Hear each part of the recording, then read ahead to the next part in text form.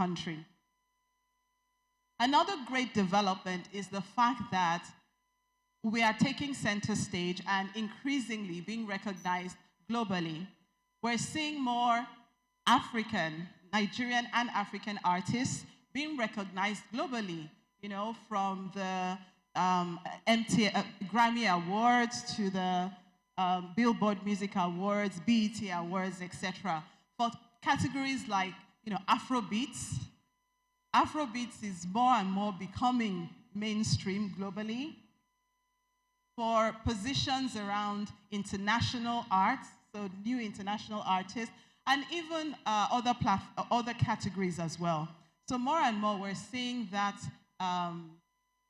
presence of African creative culture and art on the global stage.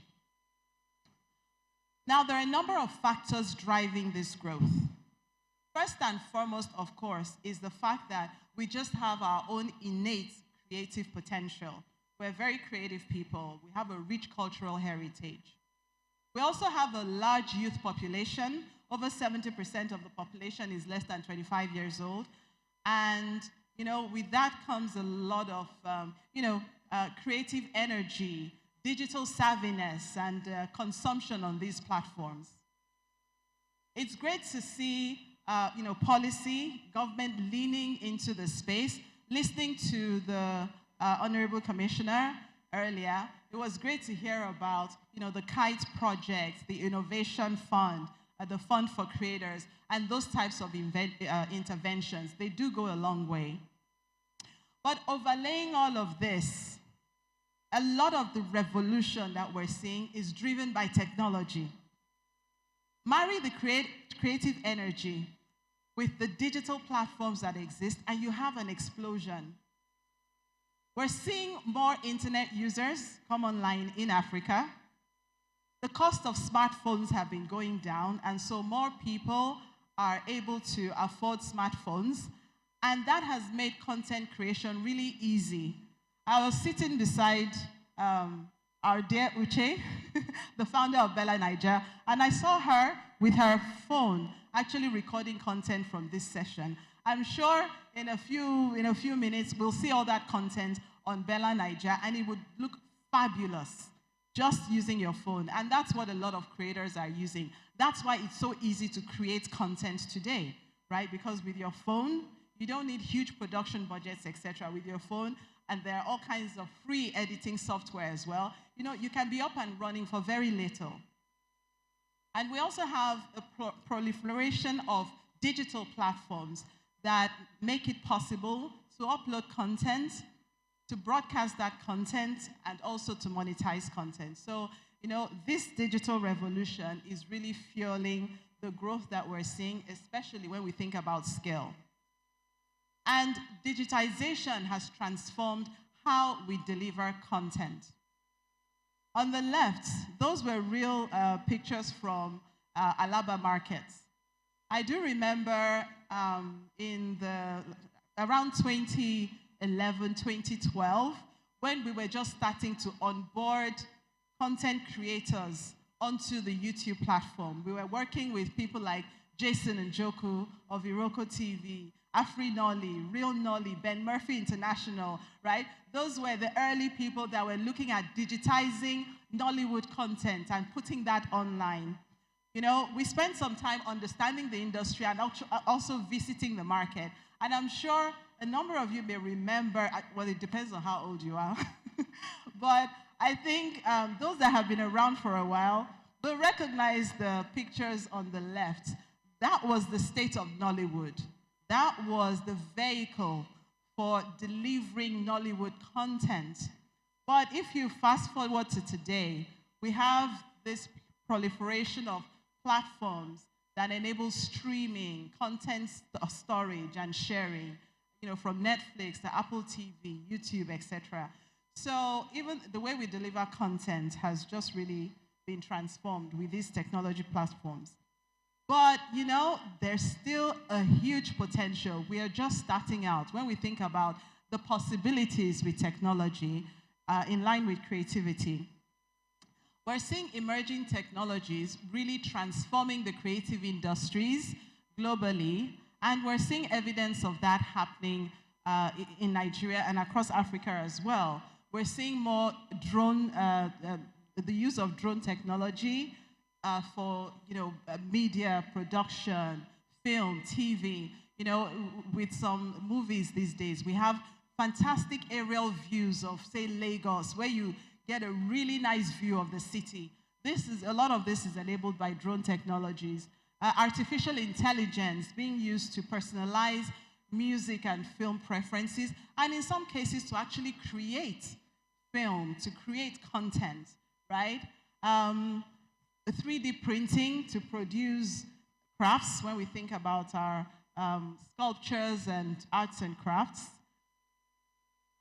Augmented reality and virtual reality, different applications from fashion shows, featuring invisible models, to also just immersive experiences in gaming. Internet of Things, cloud computing, when we think about connectedness, storage, access to the digital platforms, and even blockchain technology, certifying the originality and ownership of unique artworks. So these are just some examples of the possibilities and the direction that the industry is approaching. We're also seeing a lot more collaborations and tech-enabled partnerships. It's great to see a lot of collaborations between our artists in Nigeria and across Africa, and global artists, Burna Boy and Coldplay, the South African designer, in the fashion space, partnering with Timbaland, Thames and Drake. These are some examples. And also, from an organization perspective, we're seeing, partnerships like streaming platforms partnering with telcos to be able to bring that content in a more cost-effective manner to users. We're seeing music channels and social media platforms collaborate. For example, Trace and TikTok, record labels and streaming platforms. So more and more we're seeing these experiences, these partnerships, this fusion, right, of our Afrobeats, our African culture and heritage with more contemporary music and content globally. And that's really expanding our influence and footprint on the globe. So it's great to see these developments. I mentioned that there's a large headroom for growth. We're still just scratching the surface. The creative economy, in real terms, should be contributing a lot more to our GDP. It should be the oil of this economy because it's something that we have innately as Nigerians. But there are some things that are required to be able to fuel that growth. One, of course, is broadband infrastructure and more broadly, access. Because when we're talking about streaming, that requires huge bandwidth. We're talking about data. When we talk about recording content, we're talking about affordable smart devices and smartphones. So everything in the bucket of access, initiatives that can help make access more available and affordable are very important. Investment in the creative sector. We heard Kunle Afolayan mention some things about that, right? Establishment of hubs, like I think it was CAP that he's created. It's great to hear that. And to hear the plans for a creative center in Lagos. These hubs are very important. In the tech space, they've been tried and tested as great ways to foster innovation, growth, creativity, and skill, right? Bringing like-minded people together, giving them access to world-class infrastructure, enabling knowledge sharing to just really help them to move from A to B, from idea to market. So a similar concept, because in many ways the creative economy is similar to the knowledge economy, right? And so, establishment of creative hubs would be really important. Mentoring and support for emerging creators I know we did, a lot of work just training people on things like how you digitize content, how you target, how you build an audience. You may have the creative talents. That's one part of it. It's just like like having a great idea. That doesn't mean you will run a successful business, right? So you may be creative, you may have some great ideas, but you need support. You need mentoring to be able to take that and make it something that has a wider appeal. There are techniques to building your audience. There are techniques to how you engage with digital platforms as opposed to traditional platforms. And so that mentoring and support cannot be taken for granted and is really important, and just really supporting, championing local businesses. One of the great things about when we talk about the African Renaissance, one of the great things is that there's a lot of local pride, right, in our content. Local fashion, local music, right, and our film. We have that sense of local pride. And so, more and more, we can provide that support for local content. Investment in human capital, that's really obvious, ensuring that we're nurturing creative talent and also helping to infuse digital literacy, right, in our curricula, and also, in different ways, learning hubs, just really supporting people around, maximizing digital. Access to finance and to global markets. That's a very important piece. It's great to see a number of events, some of them happening in Lagos, right? But across Africa, so, Afrochella, and a number of other events as well, Lagos Fashion Week. These are great for bringing attention, converging people who are interested in the industry, right, and showcasing the talents, the products that exist. So we should have more of these. They should be encouraged, right? Because, they become melting pots for investors, for creators, for, even solution providers, technology experts, etc. And then we can have a lot more growth. That can really stimulate the industry and facilitate access to wider markets. And the final thing there is local platform development, which I'll come to.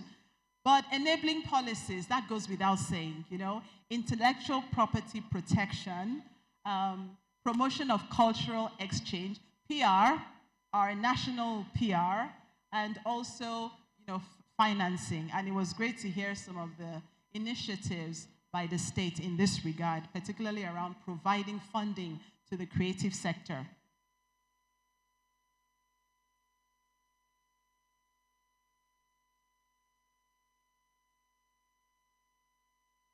Sorry, just one more thing in closing. So there's a lot of talk about the African Renaissance and the fact that this is Africa's decade. I do believe that this can be Africa's decade if we do the right things.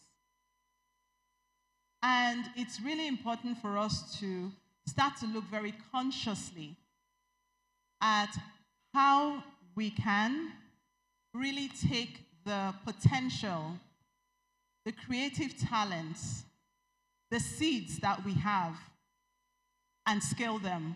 What needs to happen? Where are those areas where we see opportunity to be able to go further?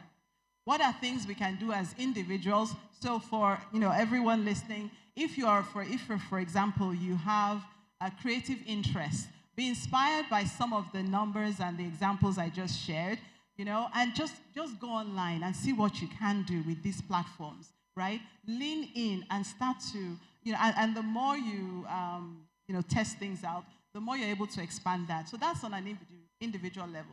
But even on a broader level, on an institutional level, one of the things that, one of the observations is the fact that we have a lot of great global platforms, right? And they're fantastic.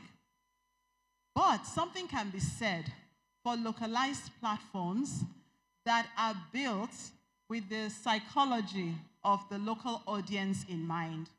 So for example, we see this a lot in Asia. There are platforms like WeChat, Kakao Talk, Snow, etc. WeChat has 1.3 billion users, just addressing the Asian market, right? Twitter, X, has 587 million users. Compare that to 1.3 billion, right? Of course, Instagram has about 2.3 billion. But the point I'm making is, it would be great to see more local platforms emerge that where, African content is front and center, naturally exposed, and that are built based on the psyche and the realities of this environment. And I think, there's a lot of potential, a lot of room for growth, and I think it's, when I look ahead, it's very exciting what's possible in the creative space in Nigeria and Africa. Thank you very much.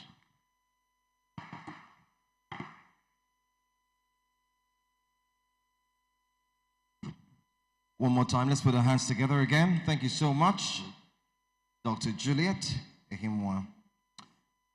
It's now time for us to get prepared as we look forward to the second plenary session.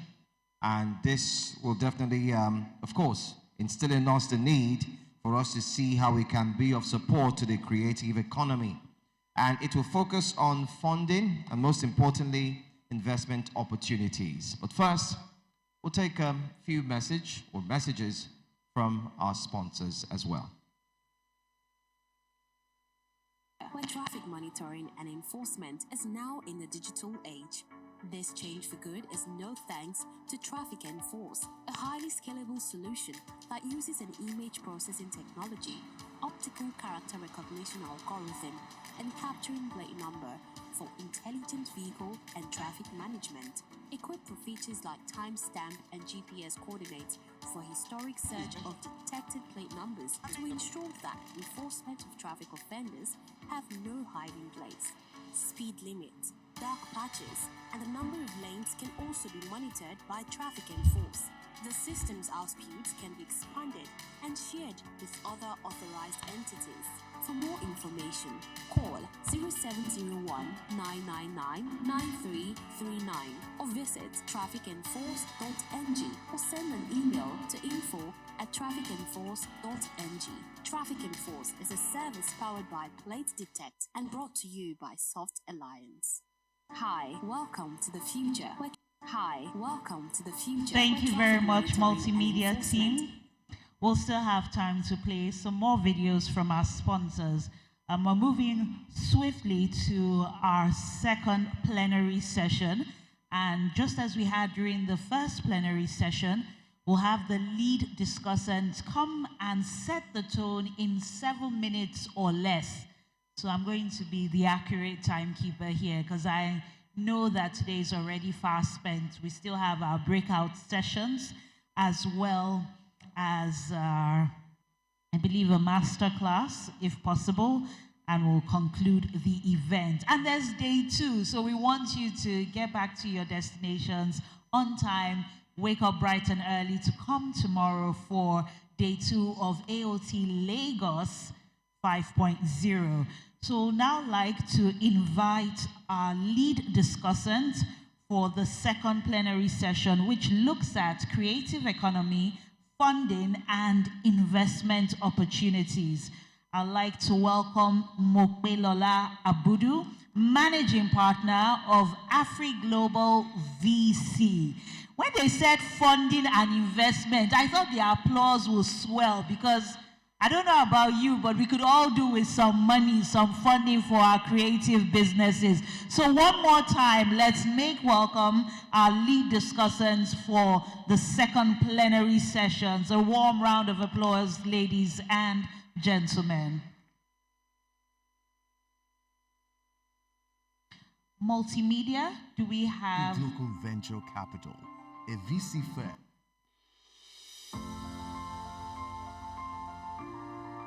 Mopelola Abudu is the managing partner of AfriGlobal Venture Capital, a VC firm positioned to back pre-seed, seed-staged African-focused fintech and digital infrastructure technology startups that combine wealth creation and local visioning solutions.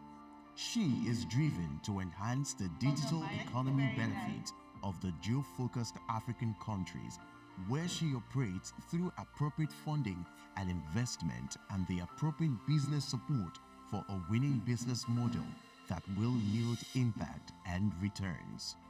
Her passion and focus are for indigenous growing businesses across Africa to position for local opportunities, leveraging her business working experience and network gained from the US, UK, and Nigeria.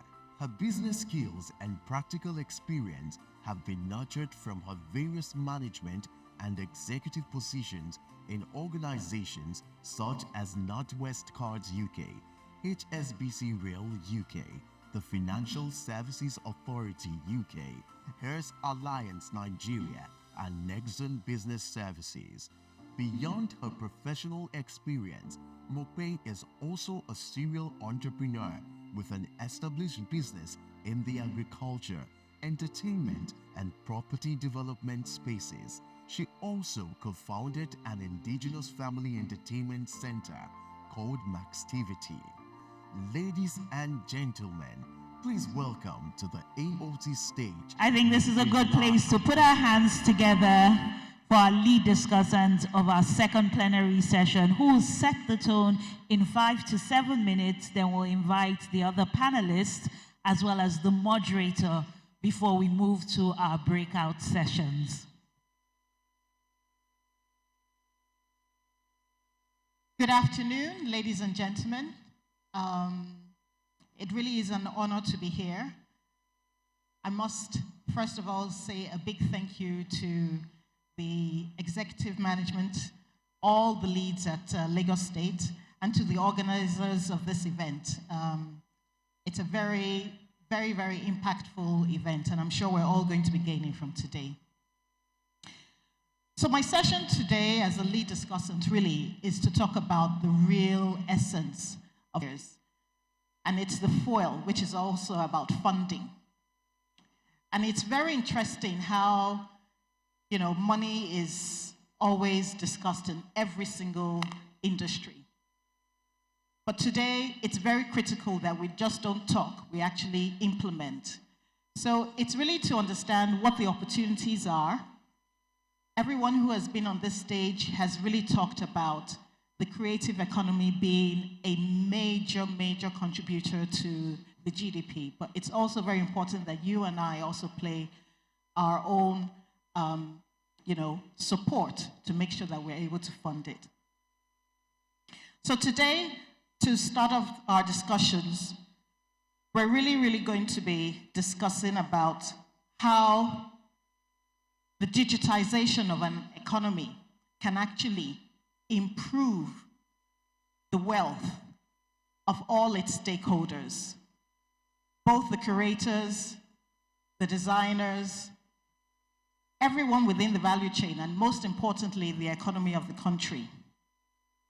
And what we want to see is that everyone understands how to provide an impact and great returns to those who are actually investing in that space, either through time or money, but also ensuring that the impact is felt both locally and internationally as well.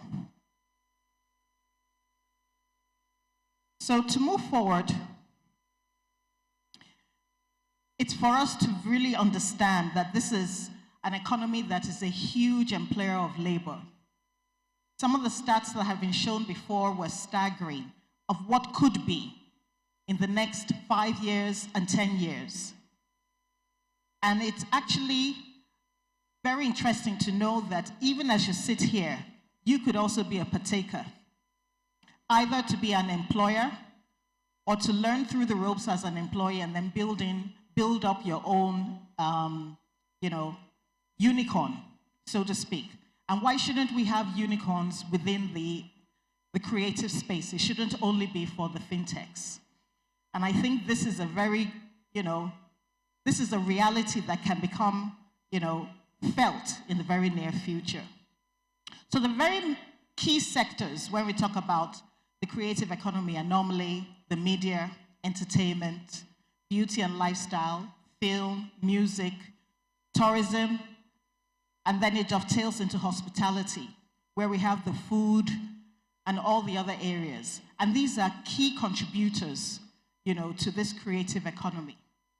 And we can see that collectively, this is a huge area that cannot be ignored. But what is critical is to invest properly, both through the government as well as the private sector. And in empowering these areas, it creates a domino and a multiplier effect on all other industries as well. Because strategic funding is the injection of funds to create whole value chains. I normally say the fintech has been the John the Baptist. They have opened up our eyes. But what we're seeing is that there are so many other economies that are right on the heels of the fintech that could even outpass, what we have seen. So it's very interesting to see how funding in this area can catalyze this creative economy. And I'll just take a moment to, cast our minds back to this popular quote, and says the only way to limit creativity is to limit yourself. And what we're seeing here is that with innovation, supported with the digitalization, our creativity can, create leaps and bounds in terms of where we need to go.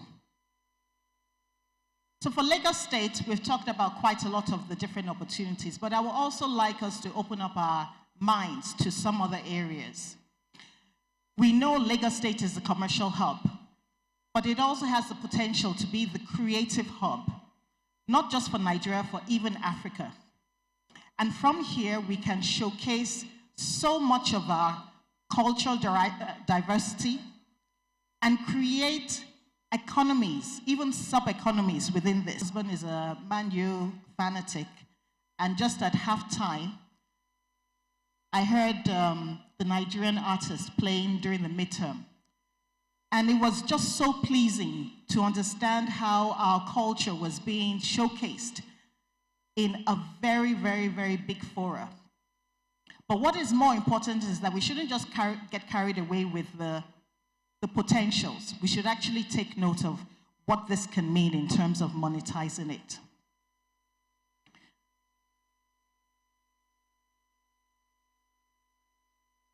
So it's important that we look at some of the other key areas that funding needs to look at, where art can fuel tourism to a totally different level, where food and hospitality can create a chain of opportunities for those who want to invest. Is it through the hotels? Is it through the artwork? Is it through the food? Is it through the music? So there are so many opportunities. However, digitalization will create more insights and more people from different areas to actually invest both their time and their funds in here. And it's not only for the individuals, it's also for institutions to handshake with these creative, curators to ensure that we can propel them beyond what they're doing presently and use the digital networks to create a sustainable economy. But what is very important from an investor's point of view is that the risk needs to be assessed, and if they are assessed properly, the challenges can be overcome, and it gives us a much more interesting platform to actually invest in. And beyond that, it's to marry some of the traditional ways of funding with some of the more innovative ways of funding. So yes, there have been the traditional banks, there have been the traditional way of funding, which is, typical, such as the private equities, who would wait until it is a fully established business, or the venture capital spaces, which would take earlier risk and grow the businesses, to the regular bootstrapping. But what is very important is that we also need to apply innovation even in the way we fund. And this is where government and private institutions can actually come together. There are new ways that we will be talking about on this platform. Crowdfunding is a huge opportunity. And I'm very happy to hear some of the innovations coming in terms of blockchain, which will provide that transparency along the whole chain of the investment space to be sure that some of the areas that might have been deemed risky become very transparent. And when we're able to provide some of these innovative funding, we lessen the burden and the risk that is placed on just one particular area. And I would like to explain that one of the key areas that we're actually finding as a new way of funding is even involving the public in terms of their crowdfunding opportunities. We have found that even you sitting on the space may, through your own passion, be a contributor to the fund model. If you could cast your mind back to the days in United Kingdom when the lottery was a very hyped up model. For every £1 that you spend on the lottery, a portion of that actually went into the sports industry. And over the years, coupled with a matching concept from the government, most of those who then went on to represent, that industry in sports had been funded from the lottery. Yet, your $1, you might have assumed, your £1 was just to, give you a chance to earn a big, jackpot. But what has happened is that creative industries were being funded, avenues to train, avenues to create a whole pipeline of stars. And over 10 years, we found superstars coming out from these infrastructures that were funded both from the government as well as from the community. So creative models to actually look at how to fund our Lagos State's cultural diversity are, between you and I, very, very feasible. Then we can actually then bring some of the traditional measures to then support it in bigger models. And it was very encouraging to hear our Lagos State Governor also putting, a stamp of authority of their intentions to support and fund these creative industries. So today, it's all about looking about how we can fund the whole value chain in terms of the infrastructure, making sure that physical as well as digital infrastructure aid this development. Funders, either through angel investors, venture capital funds, private equity, and institutional support, as well as grants that recognize the potentials of these businesses, will all be applied to this economy at the different stages of development. But what is more important is that business models need to be applied. It's not enough just to have the passion or the talent. It's very, very critical that we see a sustainable business that will get us through to the end and give us the kind of returns. Because every single investor is always looking for returns. And I would just showcase some of the potentials that can come through, even locally. Ghana has had an opportunity for the year of the return, and we have found the diaspora funding most of that in terms of them trying to find their origins. This has created a huge contribution to the GDP. Rwanda has done a lot in terms of their ready for business, even in sports. T-shirts and the rest of that are shown by their sports and music people. So this is our opportunity as Lagos State to showcase that Lagos is ready for business and ready for investment by making sure that the digitalization attracts everyone who wants to invest. So I'll probably just end up by saying, today, as investors, we need to see the opportunity, be partakers at this very early stage, so that the returns that we normally expect as investors can become a reality by showcasing innovation even in the way we invest, beyond the traditional models. And I would like to end this here as we move into the full set panel version of funding in the creative industry. Thank you very much. Thank you very much to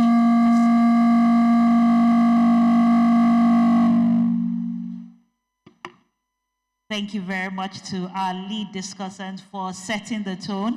One more time, please, Ma, don't be in a hurry to leave. Ms. Mokpe Lola Abudu would like you to take your seat. Yes, please. Thank you very much. Please, let's put our hands together as she takes her seat. I think the applause can get better, and it should get better. To join the second plenary session, I have the distinct pleasure to invite the Permanent Secretary, Ministry of Innovation, Science and Technology, Engineer Mrs. Ibilola Kasumo. A warm round of applause for her. We also have Damilola Teidi Ayola, Head Platform and Networks Venture Platform Fund. Please put your hands together. Also joining this panel is the National Coordinator, Investment in Digital and Creative Enterprises Program, in the person of Ife Adebayo. Let's put our hands together.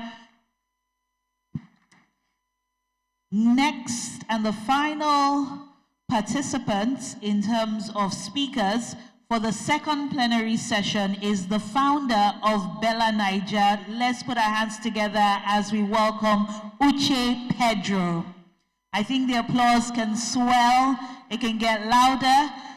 And to moderate this very important conversation on the creative economy, funding and investment opportunities, join me in welcoming the CEO of Godred Consumer Products Limited, West Africa. Let's put our hands together for Kayode Oladapo, our moderator for the second plenary session. I think the applause should keep going till our moderator gets on stage. Let's have that energy. Aot Lagos 5.0. A warm round of applause. Woo! Yeah, I'm even helping you with the energy.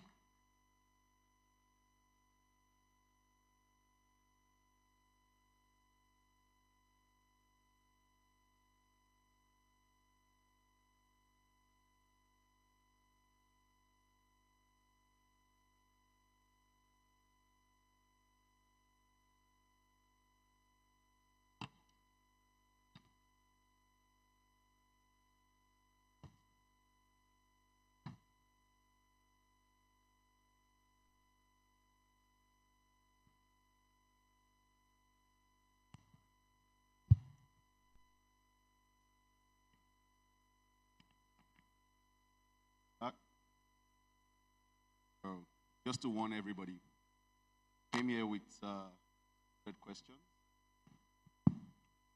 200 questions, we've got 20 minutes, so Victor, help us do the maths.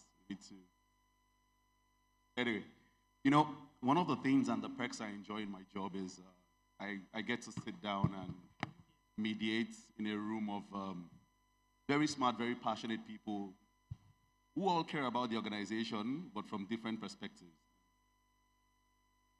It's fun. You know, I usually like to allow these debates go on for 5 minutes, and then I decide which of them is going to give me better bottom line, and my support goes in that direction.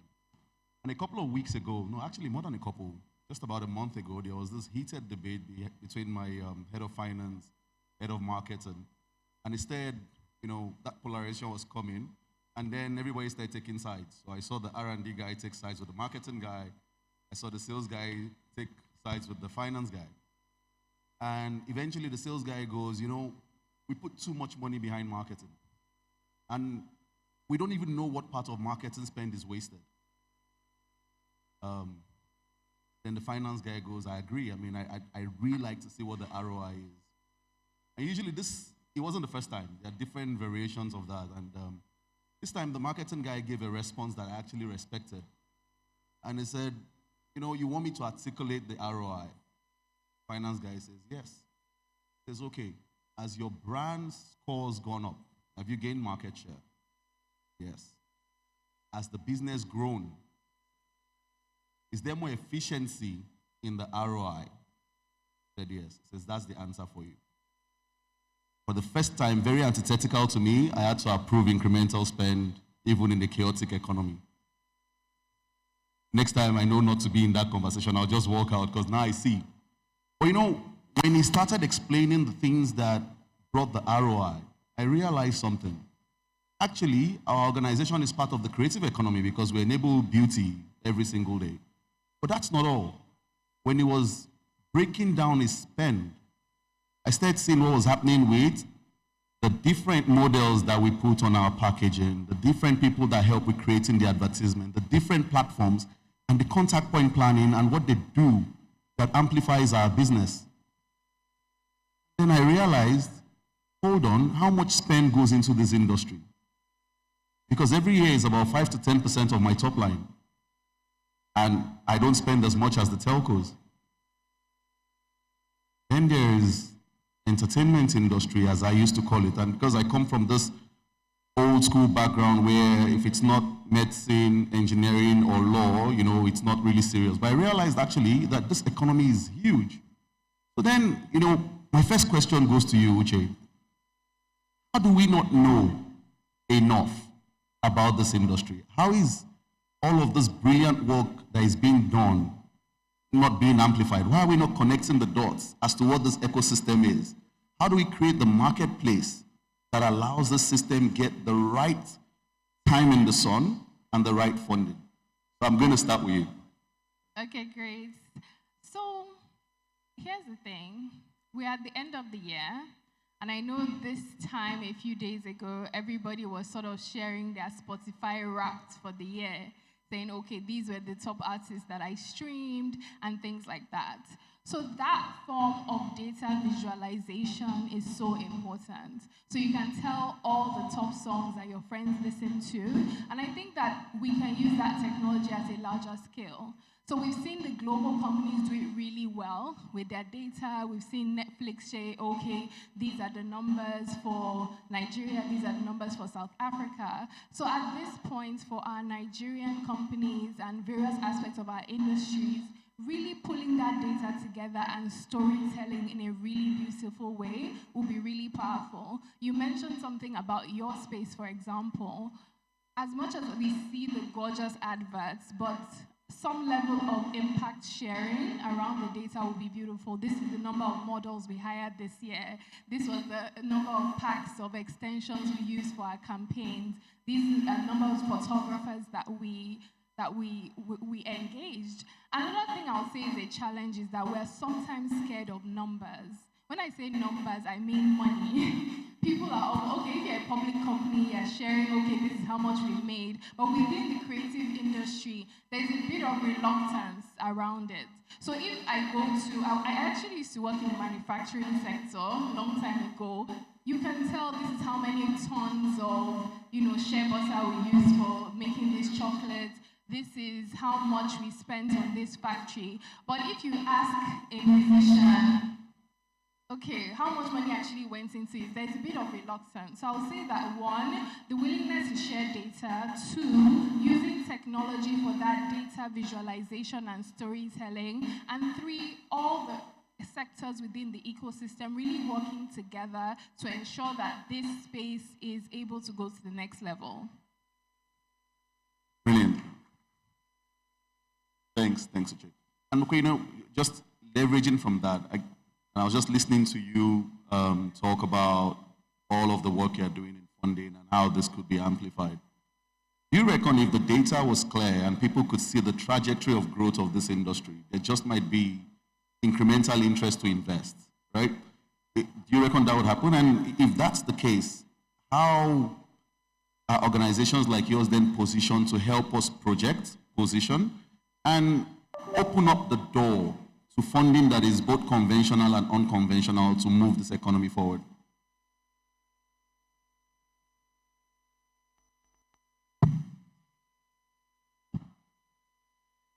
The they say numbers don't lie, really. That's half of it, but it's also simulating what those numbers could mean. Yes, sometimes investors are very cagey. They need to see the fact, so to speak, before they make a step forward. But risk-taking is also about very quickly simulating what could be. And numbers kind of help you visualize that. And, just what, she was saying, it's very important that you see where you are now and what could be and make that projection. And as investors, you need to anticipate the risk and, immediately getting there. The creative economy right now can catastrophically change, the nation if it is channeled properly. But if you tarry too long and don't get into the space, someone else who is much more, or who's willing to take that risk could take on that opportunity. So yes, the visualization is important, but it's more importantly the gut feel and understanding that this could transform. And then as investors, you also see, beyond just the narrow vision, you're seeing other domino effects that can also impact it and even complement it as well. So you can bring in, sometimes it's almost like an arranger. You bring in other players who would then multiply what initially is being presented to you and even take it to, to a bigger stage. So numbers definitely help fuel that image. I agree with you. Now I'm trying to see where I sit between someone looking for the investment and someone holding back from taking the risk. Because it's a fine balance, right? If we invest behind a well-articulated promise, but we have to de-risk the investment. So what are the things you reckon we need to do to mitigate the risk? Because, we're talking earlier about the tech ecosystem, the fintech system getting significant amounts of investments in the last couple of years. But we also know that we've seen quite a lot of those investments just fizzle out and not really, deliver on the promise. So I'm going to now bring this conversation to, the table to say, how do we protect investors, from white elephant projects? Yeah? How do we design out the risk? And how do we make sure that government has created the right framework to make sure the investment yields the right returns? And I'm going to direct this first to Engineer Ibilola and also Nasir. Good afternoon. Thank you very much. So basically, government is here to create an enabling environment for businesses and industries to thrive. We're not in the business of doing business, or we're not supposed to be in the business of doing business. So it's by, let's say, creating the right policies that would guide all investments and industries, entrepreneurs that want to create some kind of business in the state or in the economy, to drive the economy. That's where we stand. We have to create the right policies, and that's by engaging the stakeholders, because you are the stakeholders. And if we want to create our policies, we must make sure that our policies are policies that will work for you, not just for us. So when we engage the industry, we'll be able to know what kind of policies would work, both for the government, the public sector, and private sector, and industries with entrepreneurs, manufacturers, and just the different variety of industrialists that we have in the state. So that's where we are as a government. It's really to create an enabling environment for economies and industries to thrive. And just on that also, earlier we were talking about the role of government in piracy protection and things like that, right? Are you also going to accelerate the work to be done on creating the framework and regulatory policies that allows protection of investments? Will investors feel like their money is backed by something that makes them not get scared of throwing it down the drain? Will that be one of the areas that government would look into? So are you talking about investing in government or investing No, investing actually in the ecosystem. In the ecosystem? Yes. Will the right policies be created to protect investors and make sure that some of these investments become less and less risk exposed. Absolutely. Yeah? Absolutely. That, like I said, it's by fostering more stakeholder engagements. So we have to know. So when you come approach government now, you're talking about you want to create maybe you have some innovative idea, or you have some product. Now, to scale, you need to have something that you're offering the general populace. What are you offering the citizens? What are they going to get from it? Then we now have to look through your financial model, everything, in order for us to create the right framework that will drive your business. That's really it. Yeah. Fantastic. Thanks, Engineer. Because I was just thinking, if that happens, and I'm less afraid to lose money, then I'm more inclined to invest. But on the one hand is eliminating the fear. The other hand is, if I have a limited amount of money to invest, I have to look at where I get the maximum. Right? So that means this is where I ask you. Just given what you do, how does the technology that you're exposed to help us amplify the investments and the creative expression, give us higher return on investment? How does the technology Amplify.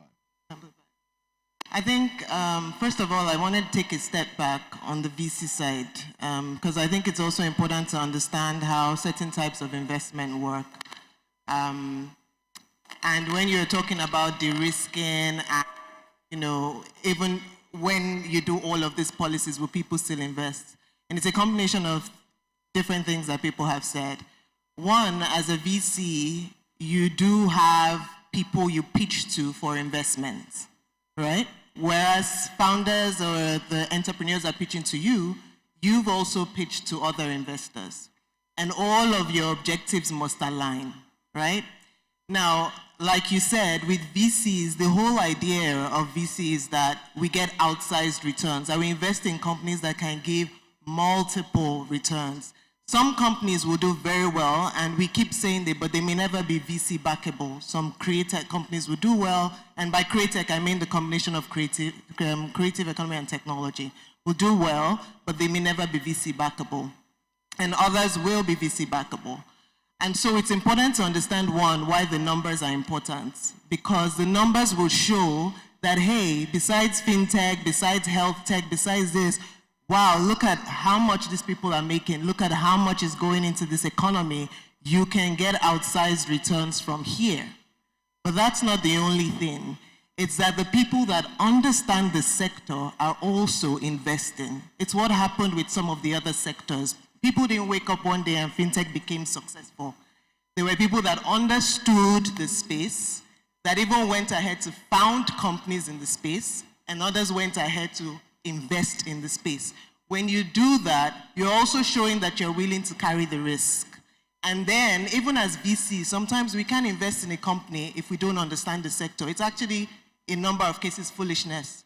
We would say, okay, we would wait, or we would speak to another VC within that sector to say, hey, do you think this works? Let's go in together. That's another way of de-risking. There is risk in VC. It's gonna, when companies are going to fail, it's part of what you sign up for. But these are the ways that you can, de-risk, whether it's from the numbers, whether it's from people actually entering into the space, or programs from the ones that we go and pitch to. You see, when you enter into every step of that ladder, you de-risk the whole thing. So you don't also talk to VCs, you talk to the ones that will give VCs money. And then I'm hoping that Ife will also touch on it, because there's also a program where it's for the creative economy, and I feel like that's important, because it's like, oh, VCs, we're ready to put in money here, so you can pay attention to this sector. I was like, okay, no problem. If you are happy with this sector, I can also find a way to make it work. I can pay attention to the numbers now. I can pay attention to the people there and see if outsized returns can come from there. And from your conversation about, technology accelerating, Uche talked about storytelling and numbers. I personally believe the creative sector is big. I think everybody knows it. I think it's the numbers that is missing. I don't think that I'm super proud of everything that's going on in the creative sector. Like, I'm super, super proud. But I think it's just being able to visualize those numbers, being able to say that this is actually good for investment because this is all the money that flows into it. And then saying that for those of you that are investing in technology, this is how creative sector meets technology for it to scale. Because if that scalability is not there, then there's no appetite. For those of us that invest on companies that leverage technology, there's no appetite to invest. Thank you. Thank you. I know that sometimes you hear these things that just gives you this little tingle at the back of your neck. And, because of my work looking for consumers and how to scale business, I tend to move around a lot. As a Nigerian, every time you get to the border patrol and they ask, where are you from? And you say, I'm Nigerian. And then they go, hi, is Burna Boy. Everybody just assumes Lagos is a very small place and we all live within one street. And, I know Burna. I've never met him. But these questions come, and it gives you a sense of pride. And, what's happening to me is more and more, the creative economy is beyond the money and the scale-up of GDP. It's also about national pride. And when you just think about how Nigerians make the impossible possible, irrespective of our unique challenges. And, earlier Bosun was talking about how we are very behind. Yeah? You think about all of that, pride comes in. And that pride now makes me say, how do we make this happen faster? Now, risk is one thing. We can de-risk it. We can design out the risk. But understanding the funding model and how to get the right funding, because there's good funding and bad funding, right? And I've seen a lot of people get bad funding that puts them under pressure and then the company collapses. Mismatch, exactly. So, where are you waiting? How do we steer startups, creatives, in the direction of finding the right funding that helps them not just prepare for the scale-up, but nurtures them through the scale-up to the point where the ROI starts coming in? How do we nurture them, guide them, and propel them towards that direction?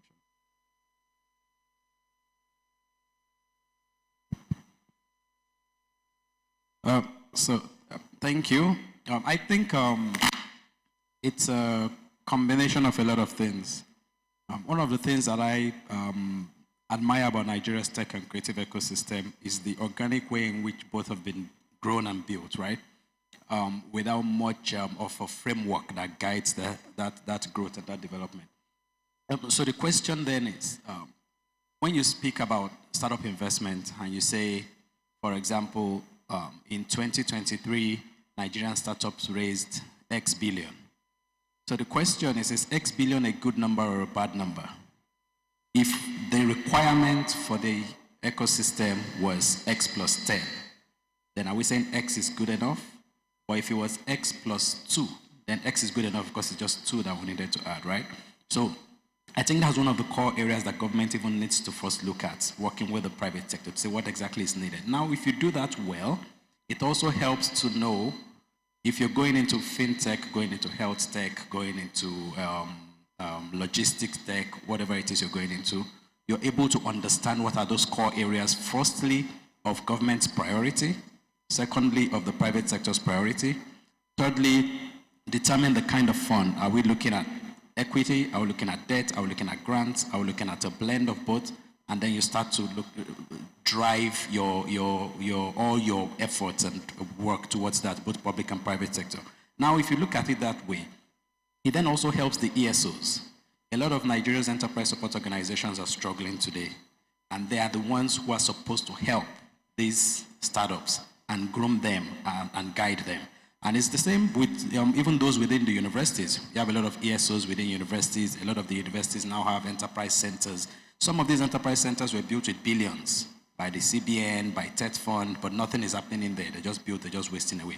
So what model are we going to use to ensure that we have sustainable ESO systems that help the ESOs to keep the light on, that help them to support the startups more, and that also help to sort of catalyze and change the thinking of the startups themselves to know that what am I building for? Am I building for impact, for social impact? Am I building for profit? Now, if I'm building for profit, I'll go to ventures platform, right? But if I'm building for impact, I'll go to the United Nations, or I'll go and meet the permanent secretary to say, what are you doing in Lagos Innovates to support this particular sector in Lagos? So, that kind of guidance, that kind of structure, I think is what is needed. Thank you. Thanks, Ifan. Tony, I really hope we don't actually feel we will exceed time, because the more we talk, the more interesting this gets. So I'm just now matching what you said, what you've said. So today we do not know the size of price of this industry. Basically, we've not mapped it.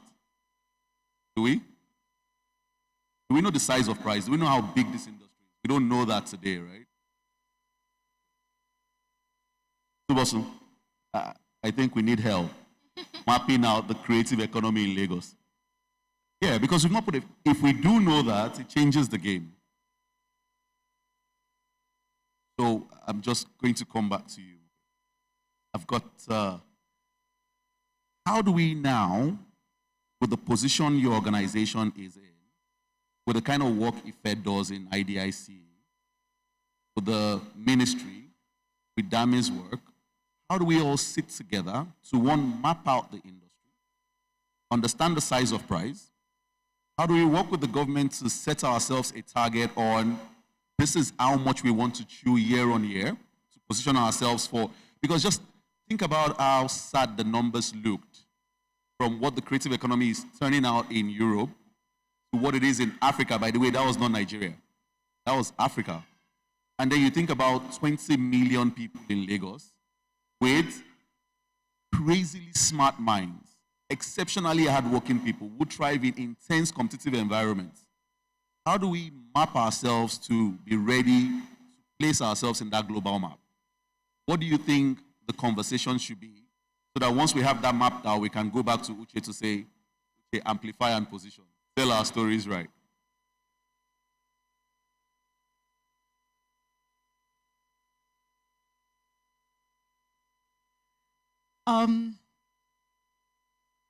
Like in any business, you really need what we call the market research. That research is the forerunner. It's the feasibility. It's the sizing of the market. It's the feeling of the DNA, the capacity to spend, the spending capacity presently, and you give what-if scenarios.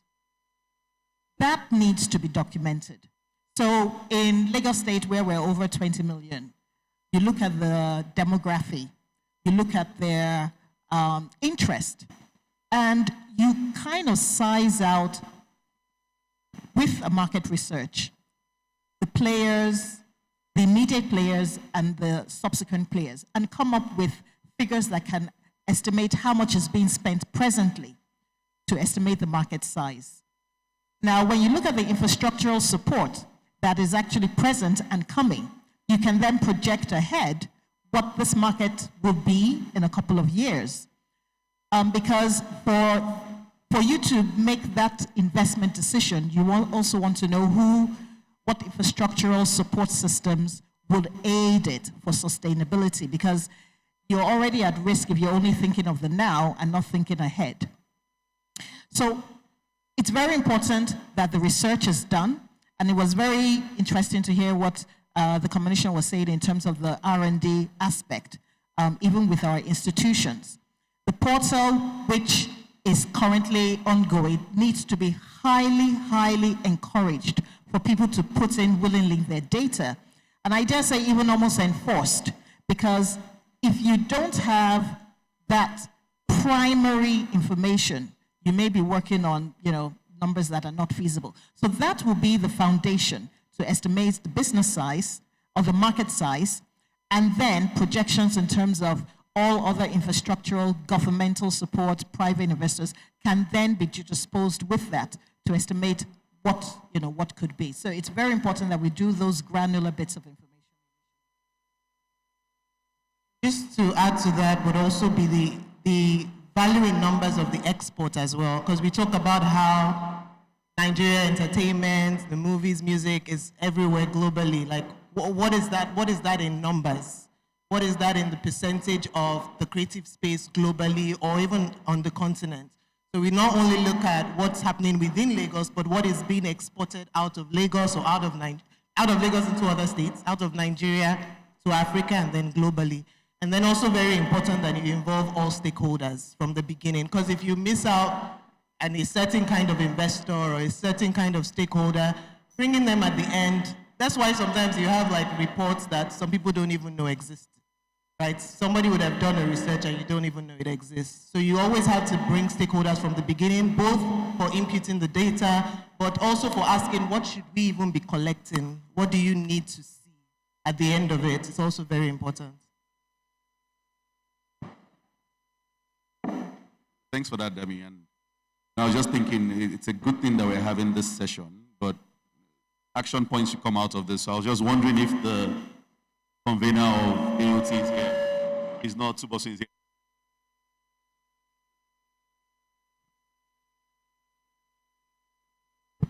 Yeah, so Tubosun, someone has to coordinate this. I think it's important that we come out of this with an action plan on how to size the creative economy and, you know, share that data out. Because just thinking about it, I'm looking across the room and I see, you know, thousands of young people both seated here physically and checking online. And Dami, this goes to you. Your experience, what are the challenges they face in getting access to funding and getting access to the right information to know what to do at the right time? Your experience, what have you seen, and you know, what's your 2-3 bullet points on how to help them surmount that hurdle? In terms of challenges, one is sometimes people don't even know where to go. You know, the network. I think someone was saying the importance of hubs and accelerators, and you know, it helps with even connecting you and knowing who you should be speaking to. So sometimes it's just, who do I speak to? Sometimes it's like, what does the other person want to see? That's why I sort of broke down if you're coming to a VC, you need to understand what our own reporting lines are. Sometimes you don't know what another person wants to see. So you put something together and first impression matters, it doesn't go through. And sometimes it's that even the people that you're speaking to don't know anything about the sector or don't know much about the sector. So there's a mismatch. And to be able to counter that is one, it's not every funding organization or investor that you need to be speaking to. Because even hearing so many no's can be demoralizing. It's like you need to understand what is this investor's objective? What is their thesis? Like you were saying, if someone is impact focused and that's what you're going for, you go there. If someone is very profit driven and you know you're aligned with that, but also if they say it's only health and logistics that you will never make them do another sector. It's not going to happen because they've already promised. Remember that ladder? They've promised someone else, and those are the sectors that they're focused on. So I think it's important to know your audience, who you're going to be speaking to. It's important to broaden your network as well, because with networks come people you can meet. With networks come knowledge of what you need to do to be able to get the right impression or get the right support from whoever, or get the right funding from whoever you're pitching to. And other things as well is putting your house in order, your team, the business model, please make it make sense, and the capital, the efficiency of the capital, so how you're building your business. I know one thing about the creative space is that a lot of money goes into awareness. But there's no, you know, there's a global, let me not talk too much about it, but the whole environment globally, not just in Nigeria, because at the moment it's kind of slow when it comes to funding. So if you get any amount of money, you need to be careful with how you spend it. You need to extract value. You need to unleash that creativity to spend, to put in $1 and get like multiple, you know, users or multiple revenue from that particular $1. So I think these are things that are important. I see you here, but I checked after you said, so we still have 3 minutes. So if I've got my semi-last card question for you. Question is, you know, at the end of the day, it's even for the creative entrepreneurs and most of the players that are looking to break through the ranks in that industry. It's important to know your audience, like Dami was saying. So just help us understand a couple of measures that you look out for when you are evaluating impact. those type of measures that makes the pitch a little bit more productive, but also helps the business move in the right direction so they know what they're chasing at? I think firstly, who are the founders and what is the skill and experience and knowledge that the founder has about what they're doing? That's very important. What are the support systems that the founders put in place? What are the key strategic fiduciary controls, checks and balances that are in place? I think these are very critical. And then what's the level of risk? You talked about the risking earlier. I think one of the things that government needs to do is to match private sector funding in order to de-risk private sector funding. That's one of the things we are doing on the IDIS program. And take first loss, encourage the private sector to go into places they wouldn't typically go into and go and do the hard work that government really does not have the capacity and the ability to do. Thank you. Coach, I've got my last card. Do the checkup. Uche, every now and again when I'm at work and things are getting very crazy, you take this coffee break, and I found a therapy. It's Instagram now, which is a bit shocking because I never thought I'll understand the platform. But now it makes sense. And, there's a blogger, Tunde North. There's you, and I constantly go into those pages. And something struck me a couple of weeks ago where he had put up a skit. And I think the person who originally made that skit goes into the comment section to say, "Thank you, Kingmaker." In my head, I was thinking, like, that's a bit... But then it makes sense because they've gotten free amplification, to millions of people. But not everybody is able to get that access, right? And I think, on the last note, I would just like to ask you for your advice to a lot of young entrepreneurs. How do they navigate the digital landscape to make their works get noticed by people like you, and then, make it qualitative enough for you to want to amplify? What are those things you'd encourage them to do? Okay, great question. So I would look at this multi-layered. One is that we need to continue nurturing that creative energy. We've talked about a whole lot today, but if that creative energy is not there and is not thriving, there's nothing to sell. So for example, with Berna, Rema, everybody, if they did not derive that energy from back home, there's no music for us to listen to. So for these creators, what I would say is let's continue finding ways to nurture and train them in a way that is future-proof. So remember, we're entering into an era of AI. Remember, if you flash back at a couple of decades ago, nobody could even realize that the internet would be such a big part of our daily lives. And that is the same thing we're going to see with AI, for example. It is really going to change the way we're living. So for the creators of today, it's saying, how are you going to nurture your energy and how are you going to make it future-proof? How are you going to ensure that you're getting a piece of the next frontier pie? And to answer your question, that's one of the ways you're going to get noticed.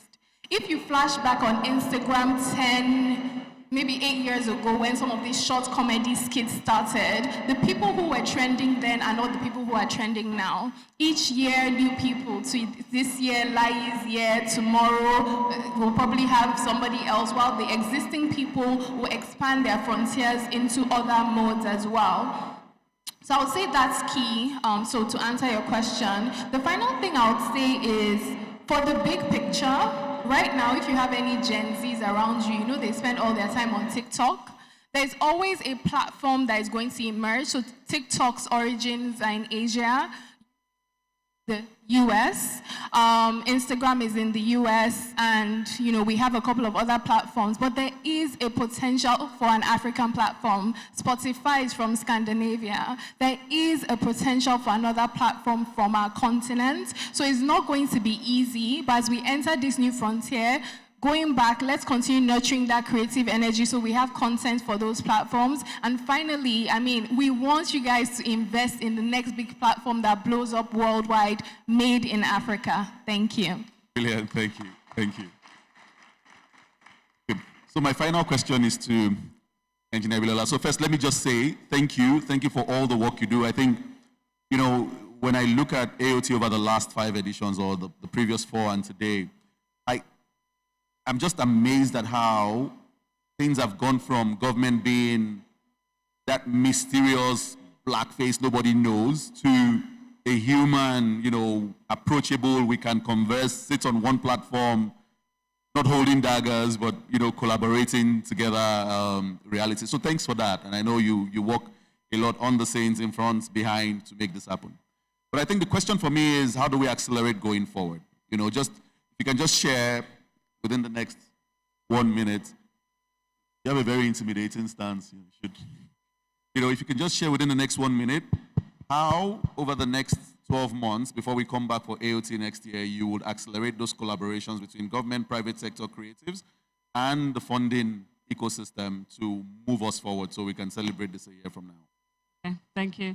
So basically, in the Ministry of Innovation, Science and Technology, we have different platforms in which we have investors, we have startups. They can all take advantage of those platforms in order for them to be connected to maybe the help they need or the industries they need. So we've got Aot Lagos. That's one of the platforms where all startups can register.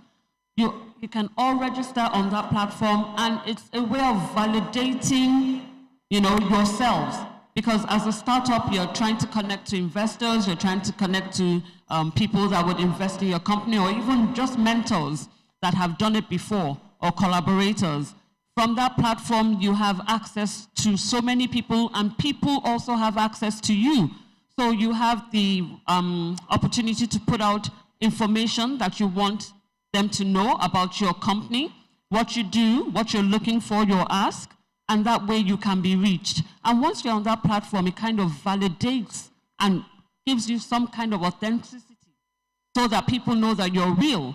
So it's not just for people, investors in Nigeria, even from outside Nigeria, they have that opportunity. So we have that platform. Then we also have LASRIC, which is the Lagos Science Research and Innovation Council. So in that council, like the governor said earlier on, we give out different amounts of money to startups with good ideas in research, in tech, in innovation, in agri-tech, whatever sector, as long as it's viable. Once it's an MVP, or it can just even be ideation phase, we will fund it once we realize that it's something that we can, fund, and it is going to be to the benefit of the state. So you have LASRIC, anybody can apply. So you have the Ecovention program as well, which is when we go around the different hubs and we have call-outs for people to come in and pitch so that we see if whatever product you have, if it's viable, then you have the opportunity to now come and pitch to LASRIC so that we can invest in you. And then some of the winners in the past editions that we've had, we've taken them to Dubai, to GITEX in Dubai and Morocco. We've gone to GITEX twice now, and then Morocco once. And they had the opportunity to meet up with different investors. We had a couple of people from a company in Abu Dhabi. They walked into our stand and they were just, give us your best 5 startups. And from that, we already have a company one of our companies, indigenous companies here, that is in partnership or talking about partnership with this Abu Dhabi company. So those are the kind of opportunities that we're talking about, So they do exist, and that's what Lagos State is doing. So we're not faceless. We're here, we're friendly. We have a very friendly government. We're listening. We want, we want to collaborate with them. We want to grow. We want to scale. We want to become the startup capital of Africa. We already are, kind of, unofficially, but we want to make it official.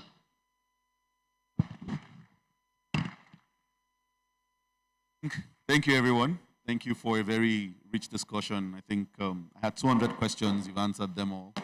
And I look forward to the explosion, to the level of potential that this industry has. And I'm sure when we come here next year, we'll be able to talk about some incremental numbers that this conversation. Thank you. Please, let's put our hands together. Thank you very much to our panelists. We'd like to welcome on stage for photo ops, the convener as well as HC, please.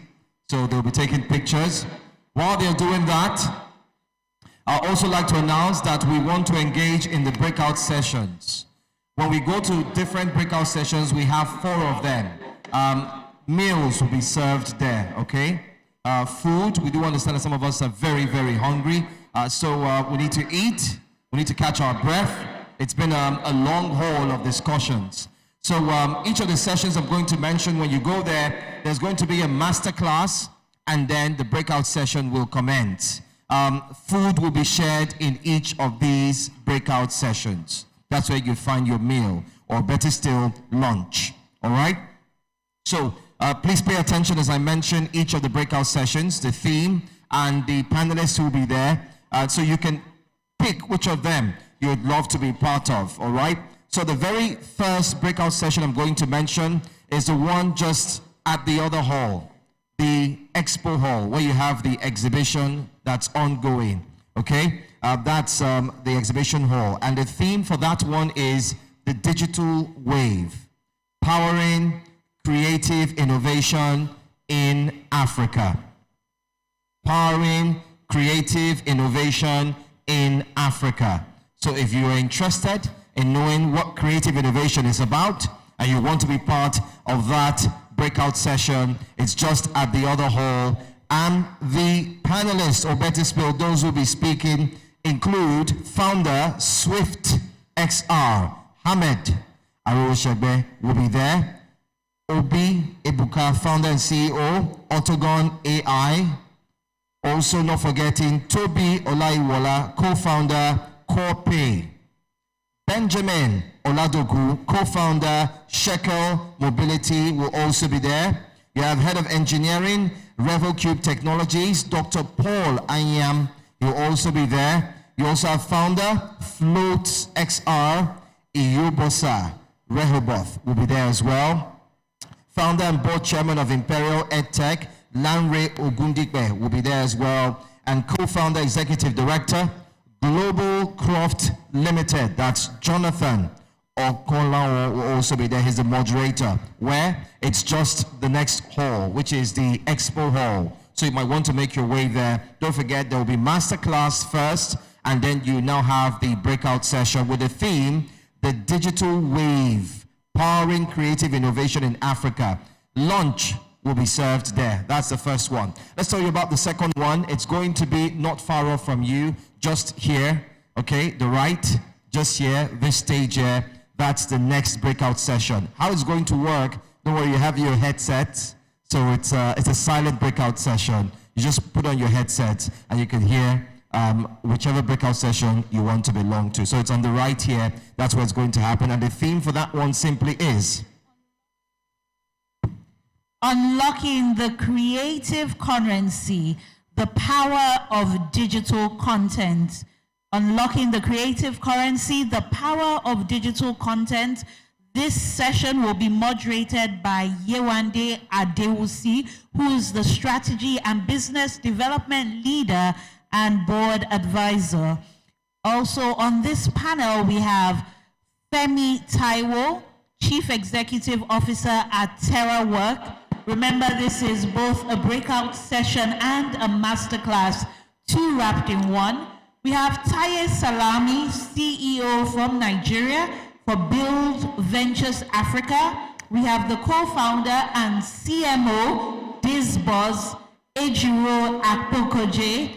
We also have the co-founder, Nest Innovation Hub, Oluwajoba Oloba. Not forgetting the Director General, Lagos State Office of Transformation, Creativity and Innovation, Toyin Anjos Ademuiwa.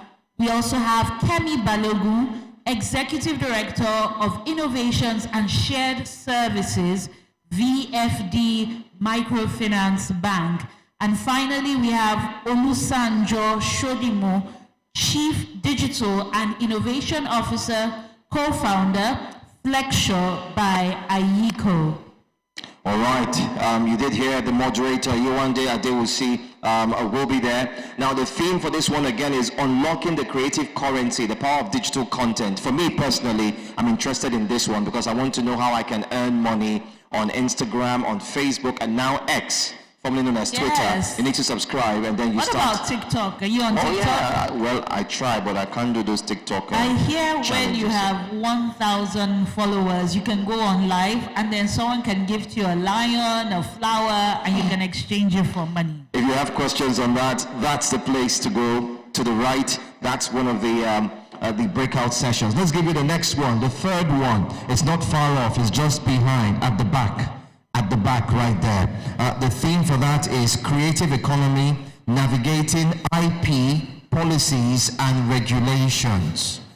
Okay, navigating IP policies and regulations. And let's give you a quick rundown of the speakers there. You have Beverly A. Abakoba Onyejianya, a partner, head of sports, entertainment and technology, SET Group, OAL.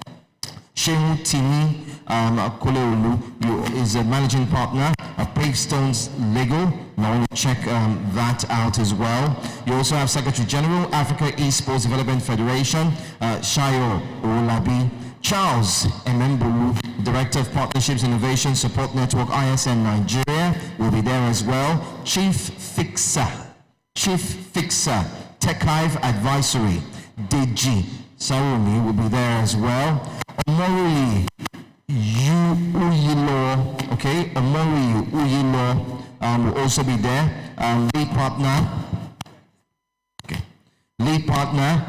Ediogware and the company LP. I hope I got that pronunciation right. And finally, it's the moderator, DK Merimoth, Chief Executive Officer, ZE Studio. That's the creative economy, navigating IP policies and regulations. Don't forget, lunch will be served in every of the breakout sessions you want to go to. Let me quickly run through it again. So people are asking, just briefly, if you want to go for digital wave, powering creative innovation in Africa, powering creative innovation, it's the other hall, okay? That's the expo hall. If you want unlocking the creative currency, the power of digital content, how to make money online, right? If you want to know how you can actually navigate between policies that protect, guide, or regulations regarding the creative economy, it's just at the back, okay? And for the main stage, we have Creative 2030, envisioning the next decade for Lagos creative economy, for Lagos's creative economy. So if you want to know how Lagos will be in 2030, or you want to contribute to that vision, then I encourage you to move to the front, because this breakout session will be happening right here on stage. And we have the Honorable Commissioner, Tourism, Arts and Culture, Lagos State, Moshokbe Folu George. We also have Ambassador Dr. Queen Blessing Ebigbesin, National President, Association of Movie Producers, AMP Nigeria. Also, Bola Ogidon, Founder and Chief Executive Officer, Pirano Energy. We also have the co-founder and managing director at Film One Entertainment in the person of Adetoke Benson Awoyinka. Also on this panel or breakout session group, we have Collins Onwegbo, Chairman, SATHNG. We have the founder of Digital Evolution, Scott Eneje. Also, founder Open Innovation Access, Shola Adekoye. And to moderate the Creative 2030, envisioning the next decade for Lagos's creative economy, is David Afolayan, Content and Chief CEO at Tech Next. So there you have it. We have the master classes wrapped up with the breakout sessions. And just as Joe mentioned, item 7 will be taken care of during these sessions. So please don't be in a hurry to leave. We have about 30-45 minutes for these master classes / breakout sessions. And after that, we'll be bringing the first day of Aot Lagos 5.0 to an end. We want you to get home to your destinations on time, so you're back here bright and early for day 2 of Aot Lagos 5.0. So one more time, in the expo hall, we have the first breakout session, the digital wave, powering creative economy, creative innovation in Africa. We also have at the back of the hall, unlocking the creative currency, the power of digital content. And also not forgetting to creative economy, navigating IP policies and regulations. There's IP policies and regulations. You want to know how to navigate that before you engage. What are the laws that will protect you or that will harm you? It's just at the back. And here on stage, let's also quickly make this correction. The Honorable Commissioner, that's Mushokofulu George. Yes, I got that. He's actually the Honorable Commissioner, Economic Planning and Budget. He's going to be here. So he'll be here with a host of amazing panelists as well. The theme for that is envisioning the next decade for Lagos creative economy. All right, so if you're interested and you want to know what will happen to Lagos in the future, this is where you are to be. Let's also announce that the master classes will also be adjoined to this breakout sessions, and then lunch will be served here. So wherever you are, either you're here, you're there, you're inside the hall, lunch will be served all together. So please, we'd like to invite the panelists to join us here where we stand, the panelists for this particular breakout session. We're going to run through their names again. I'm going to start off first with the moderator. David Afolayan, are you here?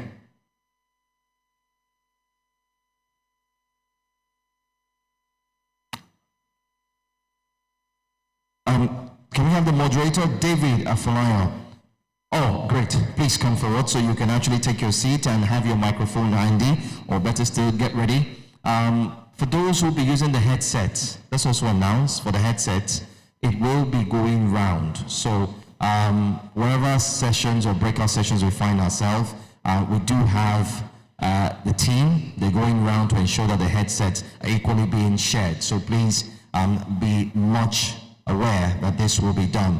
Let's also mention here that founder, Open Innovation Access, Shola Adekoye as well, will join us here on stage. Do we have them? Great. Thank you so much, sir, for being here. We expect you to be here on stage as well with us. Founder, Digital Evolution, Scott Eneji, to also join us here on stage. Mr. Scott. And do we have the chairman of SAF NG in the person of Collins Onwegbu? Do we have Collins Onwegbu? If you are in the hall, we'd like you to come on stage. Also, the founder and chief executive officer, Pirano Energy, Bola Ogidon. Please join the other speakers on stage. Ambassador Dr. Queen Blessing Ebigbesin, National President, Association of Movie Producers Nigeria, AMP.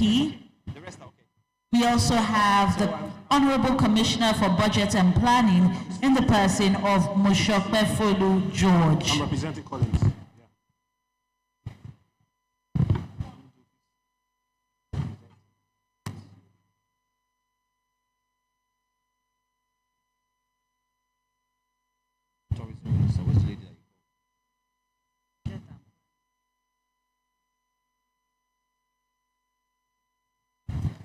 Also, we'll make to know that we do have representing Collins Onwegbu Ndubisi Obeche. He's here, he's taking his seat as well. All right, thank you. So they're adding one more. So, of course, we're waiting for that. Sincere apologies. Yes, please, let's have that. Thank you so much.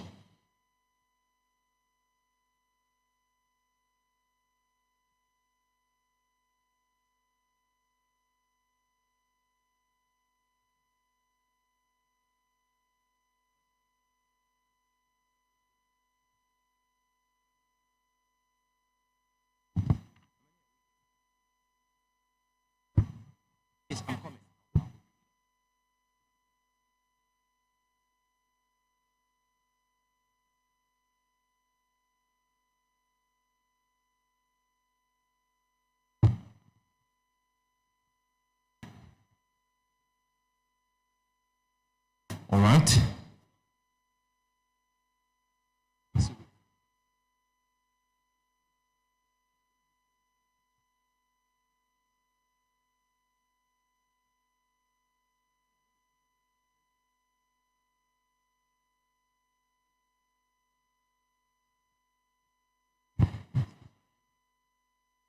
Right now, the ushers are going around ensuring